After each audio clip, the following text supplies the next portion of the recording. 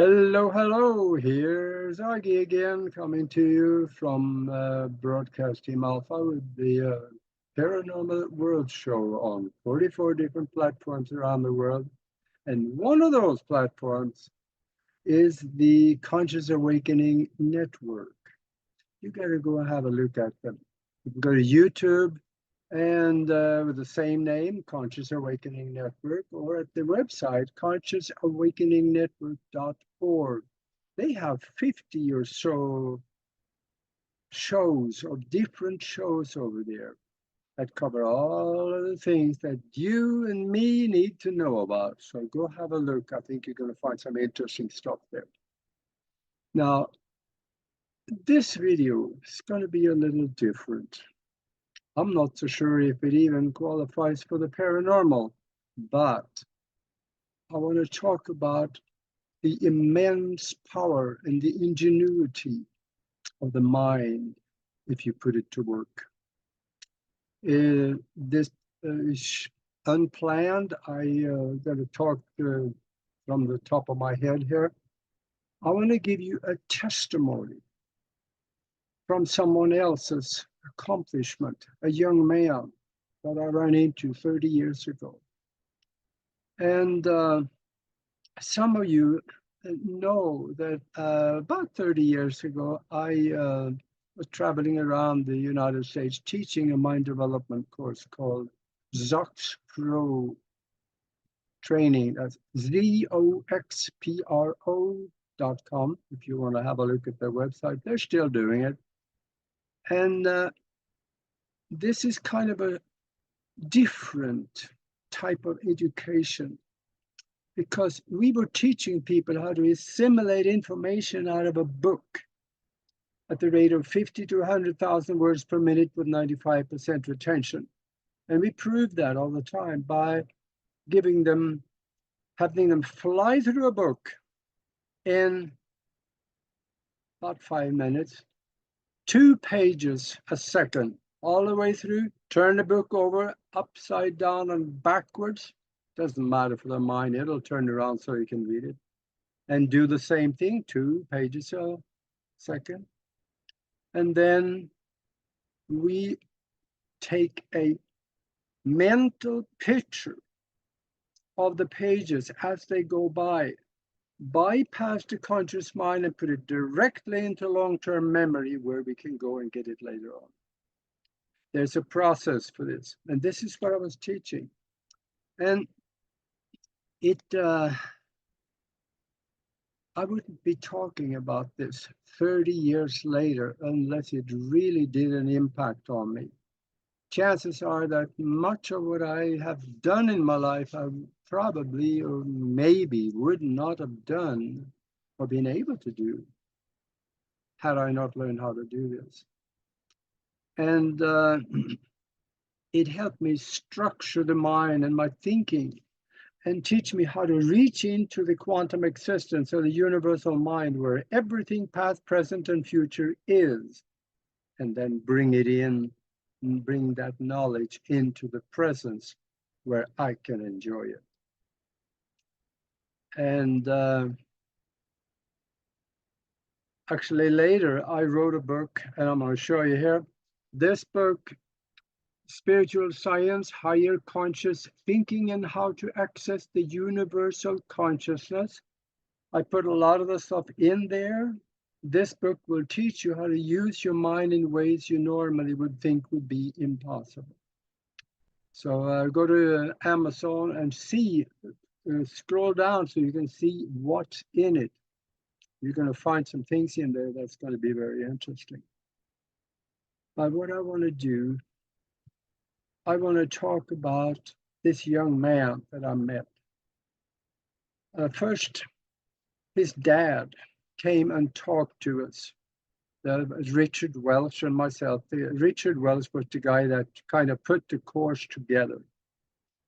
And this was back 30 years ago. It was just me and him, basically. So he talked to us and he said, I don't know what to do with my son because he's not interested in school.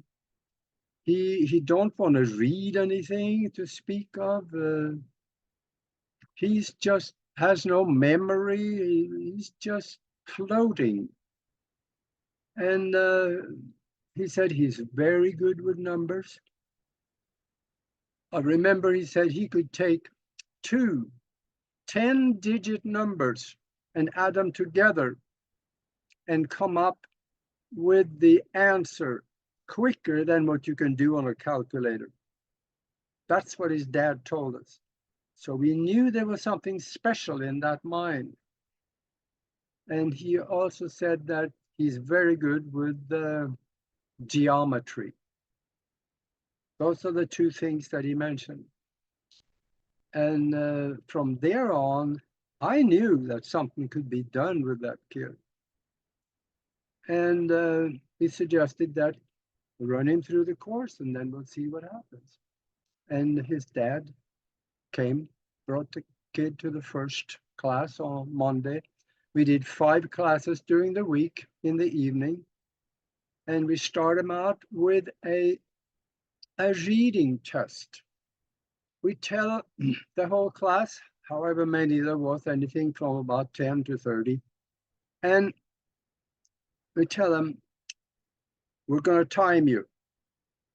Here is a book that you've probably never seen before. Start on page number 1 or wherever it starts writing. Start reading. And in 5 minutes, we're going to tell you to stop. And then you're going to count the words that you read. And we had some really sharp people coming there. I noticed there was one guy, he was a speed reader in the first place. I think he had close to 5,000 words that he did in these 5 minutes, and 5,000 words a minute. That's what it was. And that's pretty good. That is really good. Speed readers, they hardly ever do much more than 3,000. But this young man, or kid actually, he came to the course on a skateboard. So he started reading, and in 5 minutes, he was halfway down the first paragraph, and he couldn't remember what he read. So there was a challenge there, but we left that alone, and he kept practicing. He went home and he practiced turning pages, 2 pages a second, and we gave them a thesaurus, a word or a dictionary. And there was another test that we did. I think the first or the second class, we had them photograph that thesaurus or the word book. 2 pages a second, went through it, and then we will give them a word that we knew was in that thesaurus. And we have them tell us, what page is it? Is it on the right side, left side, up top? Where is the word? On the first few times, not too many people got it. It happened on a rare occasion. But we did also one at the end of the course, and a lot of them got it back then, because the subconscious mind knew it, because they had done it so many times that it was there. You could, from repetition, you could get it up. Now, another thing that this kid, he didn't say anything in the class. He was just there. And we never pointed him out to, make him look behind or anything. But the way we did the testing was that we gave them a book that they normally would never have seen. And then we had them fly through the book in about 5 minutes or so. And then we gave them a written test on the material in the book. By the time you got to the 4th and the 5th day in the classes, the people, they scored in the 80s and the 90s with an occasional 100% on the questions that we have created about the book. So that worked. And this kid, he was scoring with the rest of them because now he was able to tap into the part of the brain that he could actually deal with. The boredom in the conscious mind of the surroundings of the learning of the garbage they give you in school did not interest him. But now he was dealing with a subconscious mind, and he really liked that. So now, because he could see how he was excelling in it. So by the time that we were done with the 5th class, he was performing just like everybody else in the class. He had scoring in the 85 to 95s, just like most others, percent on the tests.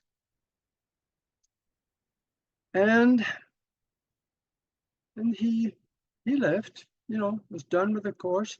A little while later, he contacted us and he said, okay, I'm doing good with this, but I really don't know what to do. What should I do with it? And I didn't really know what to say at the time. I was thinking about it. And he left. And then I got a hold of him one more time and I said, how would you like to go to Europe? Because I know a guy over there. He was a diamond cutter, the very high profile diamond cutter. And I got to know this guy really well because I was trying to do a transaction with someone using the diamonds that he had access to for an Arab that wanted to buy it. And I got to know him really well. And I called him one time and I asked him, how would you like to have an apprentice? Because I know he was an older man and he was by himself. He was the only one there. But he was well known, very highly respected, and his work was excellent. And he had nobody to take it over when he was going to retire. So he did not agree at the first, but I talked to him a couple of times and I said, there's a young man here that I think would do a great job for you. And he said, okay, have him come over. We'll see how it works out. So I got a hold of the kid or the young man and his dad, and I explained it to him. This is an opportunity that is only, probably right now, is the only one in the world that will take an apprentice for a trade like this. And his dad agreed. His dad had money, so he sent him over there to stay for a while. There were no payment involved. The kid never got paid over there for, I think, for a year he was working before he got anything. That's how they do it over there back then. And he went over. He learned the diamond cutting trade. And I talked to the diamond cutter one time after that, and I asked him, how's the kid working out? And he said, he's good. That was all he said. And then I lost contact with him. And they were many years later. The kid found me, probably because of my TV shows in Tucson. He found me and he called. And he said, I want to thank you, he said, because I'm doing really well over here. And this is something that this trade, he says, I can understand. the geometrics, the numbers involved, and how to work with a piece of diamond, so a raw piece of diamond turning into something that someone would want on their finger and their ring finger. And he thanked me and he said, I'm doing really well. He says he was that year, I think that was, oh gosh, that was quite a while later. He said he had made close to $1 million in wages that year. The diamond cutters are very special in their trade and they're not cheap. The reason I'm telling you this story is that this is possible. You could have something in mind that is totally different, but if you step out of the gray crowd and do something special, drill down on it, learn it, but you need specialized information on how to work with your mind, not just your brain and the subconscious. There is a lot more to the mind than what is in the brain. So you can do something that is very special, but it takes commitment, and it takes study, and it takes longevity. When you go after something like this, he also had to learn, I believe it was Blemish, the language that he had to learn, but the diamond cutter knew English, so they got along fine.